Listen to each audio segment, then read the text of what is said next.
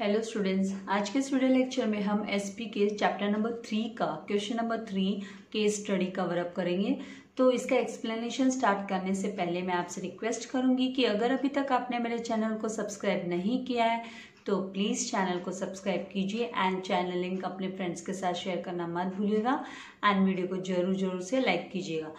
Question number 3, study the following case और situation and express your opinion. आपको अपना opinion express करना है, आपको स्टडी करना है। आपको मैटर दिया होगा, क्वेश्चन दिया होगा, मतलब उसी के बेसिस पे आपको है ना उसको स्टडी कर और आपको अपने ओपिनियन देने हैं। यहाँ पे क्वेश्चन नंबर 1 में ईवा लिमिटेड कंपनी का जो कैपिटल स्ट्रक्चर है वो is made up of 1 lakh equity shares. उसका जो कैपिटल स्ट्रक्चर है वो 1 लाख इक्विटी शेयर से बना हुआ है। Having face value 1 lakh equity share, हर एक शेयर की फेस वैल्यू कितनी है, 10 रुपीज है। Face value of ₹10 each. The company has offered to the public. Company ने ना पब्लिक को ऑफर किया है 40,000 equity shares, 40,000 equity shares company ने ऑफर किया। एंड आउट ऑफ दिस, और उसमें से उस 40,000 में से the public has subscribed for 30,000 equity shares. Public ने है ना 30,000 इक्विटी शेयर्स को सब्सक्राइब किया है। तो स्टेट द फॉलोइंग इन, आपको है ना बताना है, आपको बताना है कि कंपनी का जो ऑथराइज्ड कैपिटल है वो कितना है, कैलकुलेट करना है, आपको प्रेजेंट करना है। देन कंपनी का सब्सक्राइब्ड कैपिटल कितना है एंड कंपनी ने जो कैपिटल इशू किया था वो कितना है। तो ये सब कैसे पता चलेगा, ऑथराइज्ड कितना होता है, सब्सक्राइब्ड कितना होता है, इशू कितना होता है।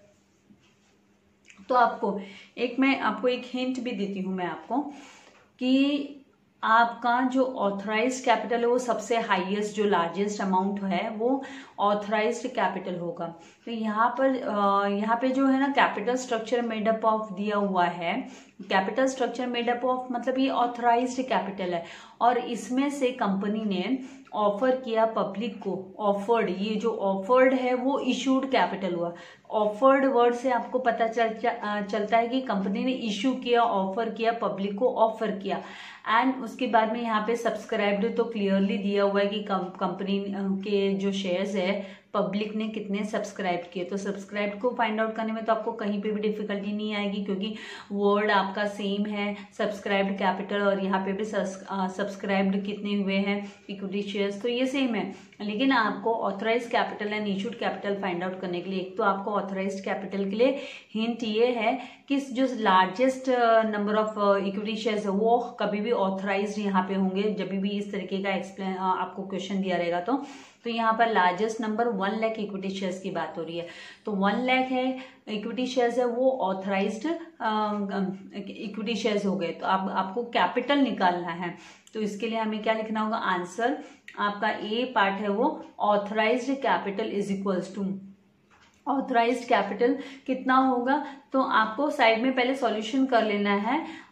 सॉल्यूशन करेंगे आप क्या, 1 लाख को मल्टीप्लाई करेंगे। जब आप 1 लाख को ₹10 से यू हैव टू मल्टीप्लाई, ये जो सिंबल है वो मल्टीप्लीकेशन का सिंबल है, ये एक्स नहीं है, ये मल्टीप्लीकेशन का सिंबल है। तो मल्टीप्लाइड बाय 10 रुपीज ईच, तो 10 रुपये से, क्योंकि हर एक शेयर की जो फेस वैल्यू है वो 10 रुपये है, हर एक शेयर की फेस वैल्यू 10 रुपया है। तो आप मल्टीप्लाई बाय 10 करेंगे 1 लाख को तो 10 लाख रुपीस आएगा। तो फिर ऑथराइज्ड कैपिटल है वो हुआ ₹10 लाख, 10 लाख ऑथराइज्ड कैपिटल हुआ। अभी इसी तरीके से सेकंड आपको पूछा है सब्सक्राइब्ड कैपिटल। तो subscribed capital is equals to, ये होता है कितना, आपको ब्रैकेट में ले लेना है और कैलकुलेशन करना है कि 30,000, यहाँ पे देखो सब्सक्राइब्ड फॉर 30,000, इसका मतलब 30,000 इक्विटी शेयर्स के लिए पब्लिक ने है ना फॉर्म फिल किया, सब्सक्राइब किया, मतलब एप्लीकेशन फॉर्म फिल किया। तो यहाँ पे 30,000 इक्विटी शेयर्स को आप मल्टीप्लाई करोगे 10 रुपीज ईच, तो 10 रुपये से मल्टीप्लाई करोगे तो वो आएगा 3 लाख रुपीज। तो 3 लाख रुपीज का सब्सक्राइब्ड कैपिटल हुआ कंपनी का। जो सब्सक्राइब्ड कैपिटल है वो 3 लाख हुआ। देन इशूड कैपिटल की जब बात आती है तो इशूड इज इक्वल्स टू, मतलब कंपनी ने कितने ऑफर्ड किए, 40,000 इक्विटी शेयर्स। तो आप ब्रैकेट में लिख लोगे 40,000 equity shares multiply by 10 rupees each. तो 4 लाख मतलब कंपनी ने कितना कैपिटल इशू किया, कितना ऑफर किया पब्लिक को इन्वेस्ट करने के लिए कि भाई 4 लाख तक का आप इन्वेस्टमेंट कर सकते हो, तो 4 लाख का कैपिटल है वो इशू किया, ऑफर किया। तो यहाँ पे 4 लाख है वो इश्यूड कैपिटल करके आ जाएगा। 4 लाख इश्यूड कैपिटल करके आपको लिख लेना है। नाउ नेक्स्ट, आई होप आपको समझ में आ रहा है। नेक्स्ट में यहाँ पे second, Tri limited, TRI Tri limited company is newly incorporated public company. ये न्यूली इनकॉर्पोरेटेड पब्लिक कंपनी है and wants to raise capital, और इसे ना कैपिटल रेज करना है by selling equity shares to the public. Public को equity shares offer करना, sell करना, ये मीनिंग एक ही होता है। तो वो कंपनी को ऑफर कर रही है या सेल कर रही है, तो इसका मीनिंग एक ही होगा। Now and wants to raise capital by यहाँ पे the board of directors are considering. Board of directors क्या कंसिडर करे, क्या सोच विचार किए उन्होंने कि वेरियस ऑप्शंस फॉर दिस। उन्होंने बहुत सारे अलग अलग ऑप्शंस निकाले, इसके लिए अलग अलग चॉइसेस रखी, अलग अलग उन्होंने क्या रखी, चॉइस रखी। एडवाइज द बोर्ड, आपको एडवाइस करना है, आपको एडवाइस करना है the board on the following matters. Board of directors को आपको सजेशन देना है, एडवाइस करना है ये फॉलोइंग मैटर्स पे कि पहला जो ऑप्शन है उन्होंने कहा कि what should the company offer, IPO offer करना चाहिए और FPO ऑफर करना चाहिए। तो कंपनी को IPO ऑफर करना चाहिए या FPO। तो यहाँ पर देखिए, कभी भी आप देखिए IPO, जैसे हमने जो ऑब्जेक्टिव क्वेश्चंस हम लोगों ने question number 1 and question number 2 जब हम लोग ने सॉल्व किए, तो वहाँ पे ये टर्म्स आए थे IPO एंड FPO। तो ऑलवेज पहले कभी भी IPO ही होता है, इनिशियल पब्लिक ऑफर ही दिया जाता है, उसके बाद में है ना फर्दर पब्लिक ऑफर आता है। तो फर्स्ट क्वेश्चन में तो यहाँ पे हिंट हो जाती है कि भाई IPO ही होगा, FPO तो नहीं होगा। नाउ सेकेंड क्वेश्चन क्या है, तो can the company offer bonus shares to raise its capital. तो बोनस शेयर किसको दिया जाता है, हमने स्टडी किया है बोनस शेयर, तो ये जो इनके ऑलरेडी जो एग्जिस्टिंग बोनस शेयर्स, तो ऑलरेडी एग्जिस्टिंग जो इक्विटी शेयर होल्डर होते हैं उन्हीं को मिलता है। तो ये तो है ना, ये तो न्यूली इनकॉर्पोरेटेड पब्लिक कंपनी हो गई, तो इनके पास तो कोई रिजर्व्स वगैरह भी नहीं, तो कहाँ से ये देंगे बोनस शेयर। तो और कहाँ इनके एग्जिस्टिंग इक्विटी शेयर होल्डर भी नहीं है, तो इससे रिलेटेड आपको फिर मैटर लिखना होगा। थर्ड जो C है उसमें बोला है can the company enter into underwriting agreement. क्या कंपनी अंडरराइटिंग एग्रीमेंट में एंटर कर सकती है, तो यस कर सकती है। वो पे कर कमीशन पे कर मतलब ये अंडरराइटर्स वो ले सकती है, अंडरराइटर्स को कंपनी क्या कर सकती है, टेकअप कर सकती है। उनके जो बचे हुए शेयर्स है, सिक्योरिटीज है, उनको सेल करने के लिए उनकी हेल्प ले सकती है। तो अंडरराइटर्स में से बैंक्स होते हैं, बड़े बड़े फाइनेंशियल इंस्टीट्यूशंस होते हैं, तो कंपनी उनकी हेल्प ले सकती है। अब इन्हीं को लेकर हम इनको एलोबरेट करते हुए अपना आंसर लिखेंगे। तो सबसे पहले फर्स्ट इसका आप रिप्लाई करोगे यहाँ पर कि answer A, try limited is a newly incorporated company. ये क्या है, न्यूली इनकॉर्पोरेटेड कंपनी है, नई इनकॉर्पोरेटेड कंपनी है, जहाँ एंड इज इशूइंग, और वो फिर इशू कर रही है। तो क्या इशू कर रही है, तो इशूइंग शेयर्स इशू कर रही है। किसे इशू कर रही है, तो पब्लिक को for the first time issue कर रही है। तो फर्स्ट टाइम में तो क्या ऑफर किए जाते हैं, initial public offer, IPO offer होता है। तो फर्स्ट टाइम इशू कर रही है, hence the company should offer, इसीलिए कंपनी को इनिशियल पब्लिक ऑफर करना होगा, कंपनी को इनिशियल पब्लिक ऑफर करना होगा। वो FPO को चूज नहीं कर सकती है, FPO को चूज नहीं कर सकती है। Now second, can the company offer bonus shares. तो इसको लेकर bonus shares are fully paid shares होते हैं, ये फुल्ली पेड शेयर्स होते हैं एंड ये फ्री ऑफ कॉस्ट इशूड किए जाते हैं। तो shares and issued free of cost to the existing share holders, existing share holders को ये फ्री ऑफ कॉस्ट क्या किए जाते हैं, इशू किए जाते हैं। So the company can not raise capital by offering bonus shares. तो कंपनी बोनस शेयर तो इशू कर कैपिटल रेज कर नहीं सकते। यहाँ तो कंपनी को कैपिटल रेज करना है। यहाँ पे तो एडवाइस किस चीज को लेके हो रही है कि वो कौन से वे से वो कैपिटल रेज करती है। तो कैपिटल रेज वाली तो बोनस शेयर के केस में बात ही नहीं आती है। भले वो है ना नई कंपनी नहीं है, अगर पुरानी कंपनी भी होती और बोला जाता कि है ना उनको बोनस शेयर इशू कर कैपिटल रेज कर सकती है क्या, तो भी इसका आंसर यही आता कि वो कैपिटल रेज नहीं कर सकती है, क्योंकि है ना बोनस शेयर्स तो फ्री ऑफ कॉस्ट दिए जाते हैं। तो यहाँ पर bonus shares are fully paid shares issued free of cost to the existing share holders in proportion to their share holdings, उनके शेयर होल्डिंग्स के प्रोपोर्शन में दिया जाता है। So the company can not raise capital by offering bonus share issue करके वो capital नहीं raise कर सकती।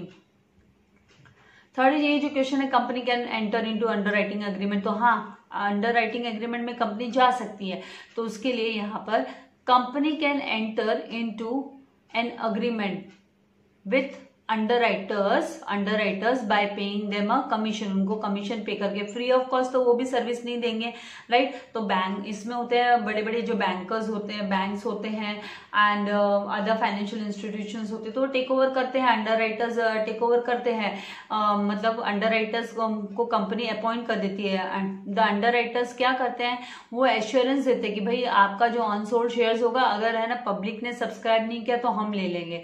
तो the underwriters assure the company to take up the unsold shares, unsold securities का मतलब shares ही होता है, so that company is able to raise its minimum subscription, तो एटलीस्ट मिनिमम सब्सक्रिप्शन तो कंपनी है ना वो रेज कर सकती है। तो इस तरीके से ये वाला केस स्टडी आपको कवर अप करना है। आपको चाहिए तो आप इसका स्क्रीनशॉट ले सकते हो। आई होप आपको कॉन्सेप्ट समझ में आ रहा है और वीडियो जरूर सुनना है, क्योंकि मैं इससे रिलेटेड आपको वाया दूसरा मतलब इससे रिलेटेड किस तरीके से क्वेश्चन आ सकता है वो भी मैं आपको बताती हूँ। इसीलिए ऐसा नहीं है कि आपको वीडियो नहीं सुनना है, वीडियो जरूर सुनना है आप लोगों को। नाउ नेक्स्ट यहाँ पे क्या है, silver limited company has recently come out with its public offer, वो पब्लिक ऑफर लेकर आई है थ्रू एफपीओ। एफपीओ है ना वो सेकेंड स्टेप है, नेक्स्ट स्टेप है, आईपीओ के बाद में आता है। So there issue was over subscribed हो जाने का मतलब क्या होता है, कंपनी ने ना 40,000 इक्विटी शेयर्स ऑफर किए पब्लिक को और लोगों ने ना मतलब कंपनी के पास 50,000 एप्लीकेशंस आ गए, तो उसे ओवर सब्सक्रिप्शन बोला जाता है, over subscribe. So the board of directors now wants to start the allotment process. अब एप्लीकेशंस आ गए, रिसीव हो गए, अब बोर्ड ऑफ डायरेक्टर्स को ही हक होता है ना, राइट होता है इश्यू करने का, अलॉट करने का मतलब शेयर्स। तो उस प्रोसेस में अभी उनको एडवाइस की जरूरत है, तो वो please advise the board on, आपको उनको एडवाइस करना है बोर्ड को, इसके लिए आपको एडवाइस करना है कि उन्हें क्या करना चाहिए। तो यहाँ पर सबसे पहले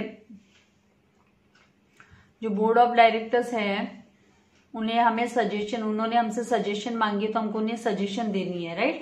तो उसके लिए हम सबसे पहले क्या करेंगे, यहाँ पे जो क्वेश्चन है, should the company set up allotment committee, क्या उन्हें अलॉटमेंट कमिटी सेटअप करनी चाहिए, या how should the company inform the applicants to whom the company is allotting shares, किसको कंपनी है ना शेयर्स अलॉट कर रही है, कैसे इन्फॉर्म करेगी company. And the third one, with in what period should the company issue share certificate, कितने समय के अंदर कंपनी को है ना शेयर जो है सर्टिफिकेट इशू करना चाहिए उन्हें कंपनी को। तो यहाँ पर सबसे पहला जो है आंसर ए आपका है वो आएगा, यस द कंपनी शुड, ये जो है सेटअप अलॉटमेंट कमिटी सेटअप करना चाहिए, तो yes company should setup allotment committee, company को अलॉटमेंट कमिटी सेटअप करना चाहिए, क्योंकि उससे सेटअप करने से क्या होगा, वो उनकी जिम्मेदारी हो जाएगी कि किसको डिस्ट्रीब्यूशन करना है। So the allotment committee will decide the basis of allotment, वो लोग है ना बेसिस फाइंड आउट करेंगे अलॉटमेंट का कि कौन से बेसिस पे, क्योंकि ओवर सब्सक्रिप्शन का केस हुआ है। अगर अंडर सब्सक्रिप्शन होता तो जितने एप्लीकेशन आए उन सबको शेयर मिल जाता। अब यहाँ पे क्या है कि कंपनी ने इश्यू तो कम किया, मार्केट में जो शेयर इश्यू किए वो तो कम किए, और है ना डिमांड ज्यादा की आ गई, मतलब supply is less demand is more है। तो यहाँ पर है ना एंड यहाँ पे अलॉटमेंट कमेटी सेटअप करेंगे, तो अलॉटमेंट कमेटी डिसाइड करेगी कि कौन से बेसिस पे है ना मतलब शेयर्स अलॉट किए जाएंगे, एंड फिर वो है ना सबमिट कर देंगे रिपोर्ट बोर्ड ऑफ डायरेक्टर्स को, बोर्ड को वो सबमिट कर देंगे। फिर the company should inform the applicants to whom it is allotting shares by, कैसे वो है ना शेयर्स किस किस को अलॉट हुए, कंपनी कैसे बताएगी, कैसे उनको बताएगी कंपनी किस तरीके से उनको बता सकती है। उनको इन्फॉर्म कैसे करेगी, मतलब किस किस को मिला है करके शेयर्स। तो the company should inform the applicants to whom it is allotting by issuing letter of allotment और अलॉटमेंट एडवाइस इशू कर कंपनी उनको क्या करेगी, लेटर ऑफ अलॉटमेंट नहीं तो letter allotting shares by issuing letter of allotment या फिर और अलॉटमेंट एडवाइस इशू कर कंपनी उनको इन्फॉर्म करेगी एप्लीकेंट्स को कि किस किस को यहाँ पर शेयर्स मिले हैं करके। नाउ थर्ड जो क्वेश्चन है हमारा कि within what period the company share certificate should be issued. तो the company should issue share certificate, company ये रूल है कंपनी का कि एक बार अगर कंपनी ने अलॉटमेंट कर दिया, शेयर्स अलॉट कर दिए, तो उसके 2 महीने के अंदर विद इन 2 मंथ्स, तो हमको लिखना होगा the company should issue share certificates within 2 months from the date of allotment of shares। Date of allotment of shares के 2 महीने के अंदर भीतर है ना कंपनी को शेयर सर्टिफिकेट इशू करने होते हैं जिनको शेयर कंपनी ने अलॉट किया है। आई होप आपको कॉन्सेप्ट्स क्लियर हो रहे हैं। आपको चाहिए तो आप इसका स्क्रीनशॉट ले सकते हो। मूविंग टू द नेक्स्ट जो है वो है केस स्टडी क्वेश्चन नंबर 4 जो दिया हुआ है केस स्टडी का आपका क्वेश्चन 4 के ऊपर। तो यहाँ पर क्वेश्चन 4, रेड ट्यूब्स लिमिटेड, जो red tubes limited has made a demand on it's share holders, उन्होंने ना शेयर होल्डर्स से डिमांड किया to pay the balance unpaid amount, जो बचा हुआ अनपेड अमाउंट है अभी तक शेयर होल्डर्स ने पेमेंट नहीं किया है, ₹20 का पर शेयर के पीछे, हर एक शेयर के पीछे 20 रुपये का जो अनपेड अमाउंट है उसकी डिमांड की है। और उस शेयर की वैल्यू कितनी है, तो having a face value of ₹100, 100 रुपये की फेस वैल्यू वाला शेयर है। To pay the balance held by them, मतलब शेयर होल्डर्स के पास 100 रुपीज की फेस वैल्यू वाला शेयर है और उनको 20 रुपये अभी उन्होंने दिया नहीं है, देना बाकी है, तो कंपनी उनसे डिमांड कर रही है। So the company has sent letters, company ने उनको लेटर भेजे आस्किंग द शेयर होल्डर्स को कहा कि टू पे द मनी पे करने के लिए बोला उन्होंने टू इट्स बैंकर्स, उनके बैंकर को, मतलब उन्होंने ना बैंक को अथॉरिटी दी हुई कि भाई आप हमारे बिहाफ में कलेक्शन करो, तो bankers with in the specified time में उन्होंने पेमेंट करने के लिए बोला, शेयर होल्डर्स को बोला। किसने बोला, रेड ट्यूब्स लिमिटेड कंपनी ने बोला है। नाउ यहाँ पर are the share holders liable to pay ₹20 for shares held by them, क्या वो लायबल है, मतलब उनकी जिम्मेदारी है वो पे करना, तो ऑफकोर्स क्योंकि अभी तक वो अमाउंट उन्होंने पे नहीं किया है, वो पार्टली पेड अप शेयर है, तो ये उनकी लायबिलिटी बनती है कि उनको अपना पेमेंट क्लियर करना चाहिए। तो इसके बारे में हम डिटेल में लिखेंगे। फिर name the letter sent by the company to its share holders asking them to pay ₹20, तो हमें ना कौन सा लेटर कंपनी भेजेगी उनको, तो कॉल लेटर है, उसको हम नोटिस बोलते हैं, नोटिस भेजी जाती है तो कॉल लेटर भी बोला जाता है। तो इसके बारे में हम प्रॉपर स्टेटमेंट लिखेंगे। Then what happens if the share holder fails to pay the money within the specified period, जो उनको समय सीमा दी गई है, उनको जो लिमिट दी गई, टाइम लिमिट दी गई है, अगर उसके अंदर वो है ना पेमेंट नहीं कर पाते तो क्या हो सकता है। तो इसके बारे में हमको, तो अगर ऐसा हो तो उनका शेयर्स फोरफिटेड कर सकती है कंपनी को हक है फोरफिटेड करने का। तो इसी के बारे में हम डिटेल में लिखेंगे। तो सबसे पहले हम आंसर ए में क्या लिखेंगे, the unpaid amount on partly paid up shares, जो पार्टली पेड अप शेयर्स है उनमें उनका जो, इनको पार्टली पेड अप बोलते हैं ना क्योंकि देना बाकी है, मतलब पार्टली पेड अप शेयर्स पे। तो the unpaid amount on partly paid up shares is a liability of the share holder, वो शेयर होल्डर की क्या होती है, लायबिलिटी होती है।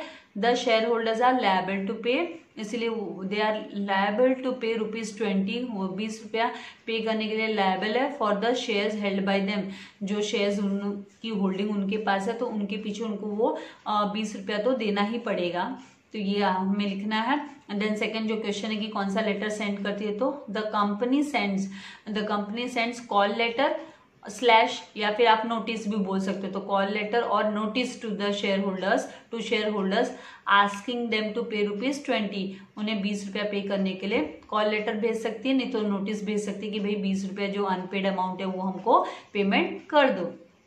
Then see if the share holders fail to pay, अगर हाँ ये सी जो क्वेश्चन था, what happens if shareholders fails to pay the money, तो if the share holders fail to pay the money within the specified time, जो उनको समय सीमा दी है उसके दौरान अगर वो पेमेंट नहीं कर पाते, वो फेल हो जाते हैं, फेलियर हो जाते हैं अगर पेमेंट करने में, तो फिर है ना ये क्या कर सकते हैं, कंपनी क्या कर सकती है, तो then the company can forfeit the shares, तो कंपनी उनकी है ना जो मेंबरशिप है वो कैंसिल कर सकती है। फोरफिट करना मतलब उनके शेयर्स कैंसिल कर देंगे तो मेंबरशिप कैंसिल हो जाएगी, फोरफिट कर देना, तो उनकी मेंबरशिप कैंसिल कर सकती है।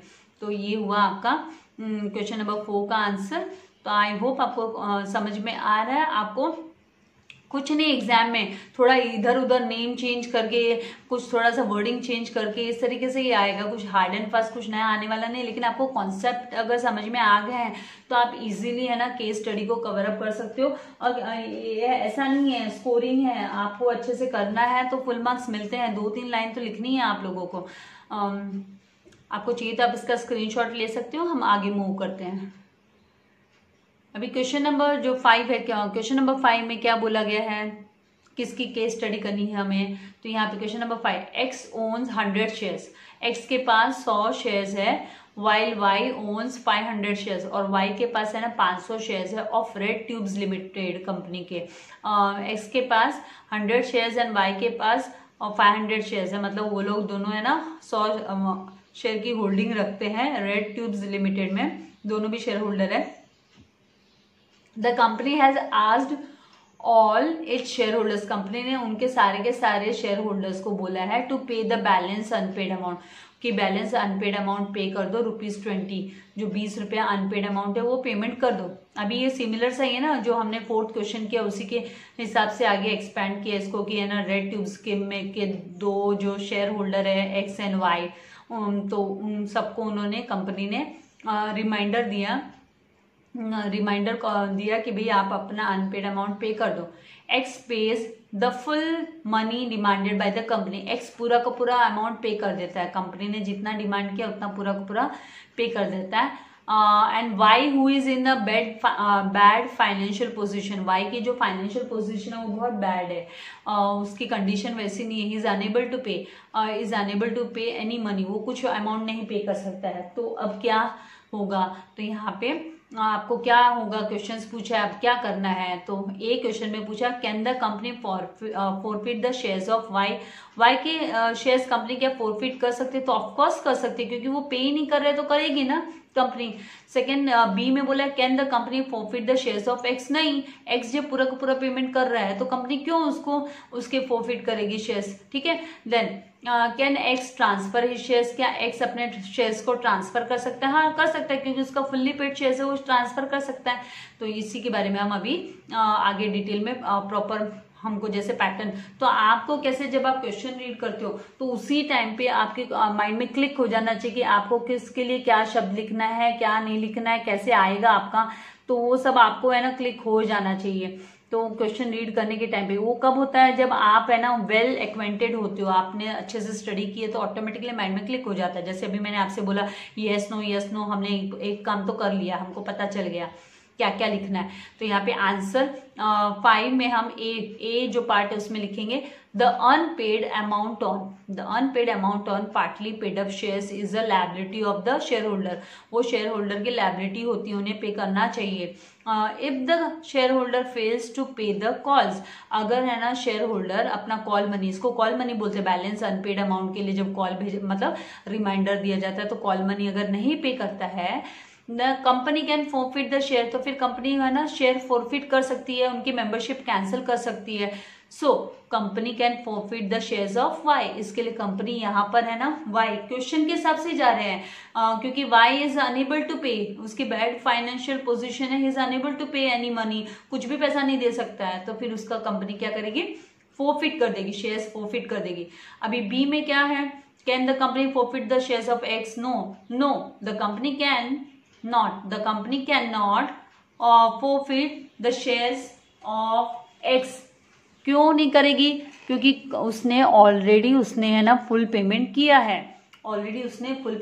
है, तो can not forfeit the shares of X as X has already paid the full money, x ने ऑलरेडी फुल पेमेंट किया है, उसने पूरा पेमेंट किया है ना, demanded by the company, and also fully paid up shares can not be forfeited, और उसी के साथ जो फुल्ली पेड अप शेयर्स होते हैं उनको फोरफिट नहीं किया जाता है, वो नहीं कर सकते हम, कंपनी को राइट ही नहीं है। अरे भाई सामने वाले बंदे ने पूरा पेमेंट कर दिया तो आपको कहाँ हक है कि आप उसके मेंबरशिप कैंसिल करो, राइट। नाउ सी में क्या बोला है, can X transfer his shares, क्या एक्स है ना अपने शेयर्स ट्रांसफर कर सकता है, तो ये सबकोर्स एवरी मेंबर, हर एक जो मेंबर है कंपनी का जो मेंबर होता है has a right to transfer their shares, उन्हें है ना हक होता है अपने शेयर्स ट्रांसफर करने का। Mister X has to apply to the company, उसे है ना एप्लीकेशन देना होगा कंपनी को फॉर ट्रांसफर ऑफ शेयर्स, अगर वो ट्रांसफर कर रहा है अपने शेयर्स बाय फिलिंग द, उसको फिल करना होगा filling the instrument of transfer, instrument of transfer उसे फिल करना होगा, and submit the share certificate along with the required transfer fees, उसके लिए उसे फीस ट्रांसफर फीस भी देनी पड़ेगी, और है ना अलॉन्ग विथ मतलब इंस्ट्रूमेंट ऑफ ट्रांसफर, ये है ना डॉक्यूमेंट है, ये फिल करके उसके साथ में उसे है ना अटैच करनी होती है, अपनी शेयर सर्टिफिकेट भी देनी होती है, और उसके साथ उसको ट्रांसफर फीस भी पेमेंट करनी होगी। तो अगर इतना सब वो करता है तो एक्स आराम से अपने शेयर्स को ट्रांसफर कर सकता है। तो इस तरीके से आपको आंसर्स लिखने हैं। तो आई होप आपको समझ में आ रहा है, आपको चाहिए तो आप इसके स्क्रीनशॉट ले सकते हो, और आपको है ना अपने नोट बुक में नोट डाउन करने हैं ये सब। ऐसा नहीं है कि मिस ने दे दिया चलो ठीक है वर्बली हमने कर लिया, डोंट गो वर्बली, एक बार तो आपको भी नोट डाउन करना चाहिए। मैंने भी अभी एफर्ट्स लिया आप लोगों के लिए नोट डाउन करने का, टाइप करने का, राइट। तो आपको भी करना है ताकि आपको कोई भी डिफिकल्टी नहीं आए, एग्जाम में आप आराम से लिख सको। वीडियो को लाइक करना, शेयर करना और चैनल को सब्सक्राइब करना मत भूलिएगा। Thank you very much. God bless you all dear students.